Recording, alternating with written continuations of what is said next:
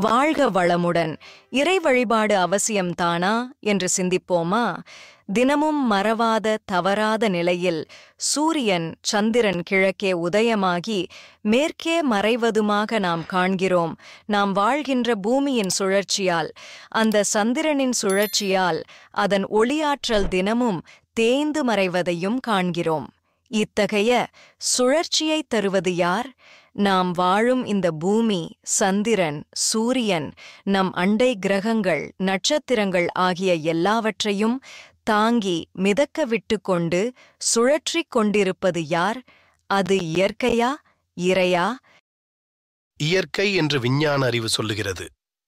இறை என்று மெய்ஞானம் சொல்லுகிறது. இறை என்று உயர்ந்த மதிப்பளித்து அதை வணங்கவும், வணங்கி அதை தன்னுள்ளே உணர்ந்து அறிந்து தெளிந்திடவும் வழி சொல்லுகிறது. இந்த இடத்தில் விஞ்ஞானம் குறைவுபட்டே நிற்கிறது. வழிபாடு செய்வதால் என்ன நிகழ்கிறது? இறைக்கும் நமக்கும் ஓர் ஒத்திசைவு நிகழ்கிறது.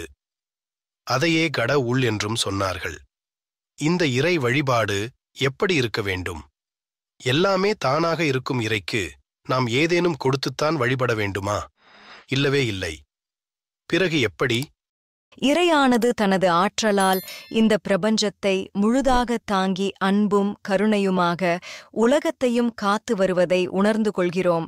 அந்த ஆற்றலை வேதாத்திரியத்தில் வான்காந்தம் என்கிறோம். அதே போன்ற ஆற்றல் நம் உடலிலும் உண்டு. அதை ஜீவகாந்தம் என்கிறோம். அந்த ஜீவகாந்த ஆற்றலினால் நம்முடைய உயிர், மனம், உடல் இயங்கி வருகிறது. இப்படியாக அந்த ஆற்றல் நம் உடலை சீராக நடத்துகிற போது புலன் உணர்வின் ஆர்வத்திலெழும் செயல்களாகிய உணவு, உழைப்பு, ஓய்வு, உடலுறவு, எண்ணம் ஆகிய 5 செயல்களை கவனத்தில் கொள்ள வேண்டும். ஏனென்றால் இங்கே அளவு முறை என்பது மீறும் பொழுது இறையாற்றலின் இயல்புக்கு எதிர்ப்பும் தடையும் செய்து கொள்கிறோம்.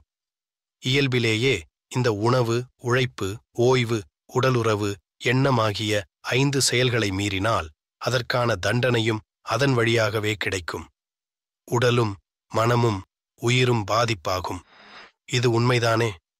இந்த விளக்கமறிந்து இறையாற்றலின் செயல்களை சீர்குலைக்கவோ, தடை செய்யவோ, முரண்படுத்தவோ கூடாது.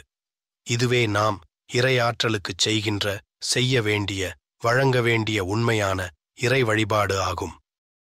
இறையாற்றலுக்கு ஒத்த வழியிலேயே புலன் மனம் விருப்பச் செயல்களை அமைத்து இறைநெறி வழிபட்டு அதன் வழியே வாழ வேண்டும் என்ற விளக்கமும் அதற்கேற்ற செயல்களும் தான் இறை வழிபாடு.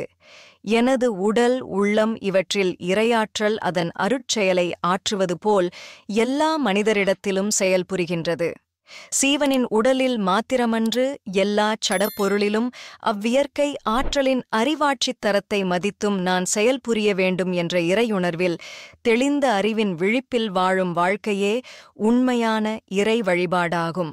வாழ்க வளமுடன். வணக்கம் அன்பர்களே.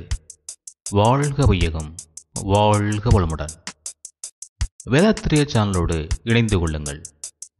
உங்கள் உடல் நலம், மனவளம், உயிர் வளம் பெருக்கிக் கொள்ளுங்கள். உங்கள் வாழ்க்கையையும் பொருளாதாரத்தையும் உயர்த்திக் கொள்வதற்கான வழிகள் இங்கே சொல்லப்படுகின்றன. இன்றே சப்ஸ்கிரைப் செய்து கொள்ளுங்கள். வாழ்க வளமுடன்.